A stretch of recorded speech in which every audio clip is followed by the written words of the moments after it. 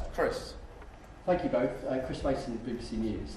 Mr. President, the UK is expected to recognise a Palestinian state in the coming days as the killing in Gaza continues. It often seems that you're the only person that Israel will listen to. What more can you say to them to tell them to stop? And why is the UK's position on a Palestinian state, in your view, wrong? And Prime Minister, what will the recognition of a Palestinian state actually achieve? Is it not just gesture politics to appease people in your own party?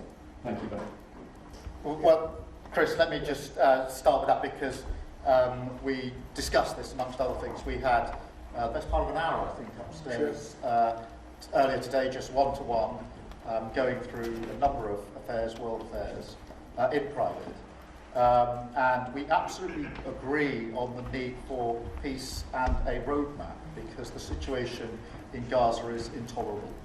The hostages have been held for a very, very long time, and they must be free. And we need aid to get into Gaza at speed. And so it's within that context of a plan for peace, which we're working hard on, which not only did we discuss this morning, but our two teams have been working together on, that the question of recognition needs to be seen. And so it's part of that overall package which hopefully takes us from the appalling situation we're in now to the outcome of a safe and secure Israel, which we do not have, and a viable Palestinian state. Thank you. Well, simply, I want the hostages released now, right now. Not 1, 2, we'll give you 3 more tomorrow, and like it's been. But we're the ones that got all the hostages released. We had many. Many came to the Oval Office, and I've heard stories like I've never thought even possible. There was no humanity, no anything. I said to them, was there any warmth shown during this stay? Like they offered you a little extra meal, they gave you a little smile, and they said, don't worry, you'll be okay. And every one of them said, not even a little bit. Amazing to think that during this stay, long stay in some cases. We had a man the other day, 451 days he was there. I always ask that question. And was there any warmth shown? Just a little word of encouragement. And the answer is every time, absolutely not. I'm shocked to hear it, because in the worst cases, there's always somebody that comes through.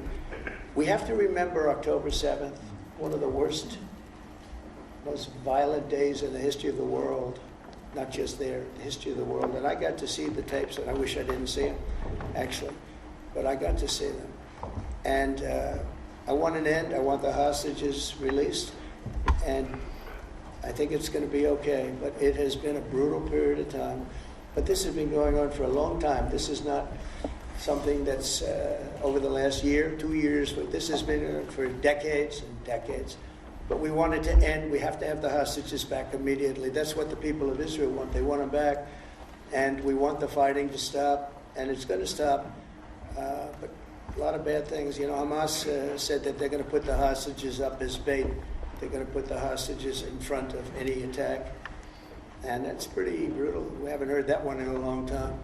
So we have to remember that. So I have a disagreement with the Prime Minister on that score. One of our few disagreements, actually.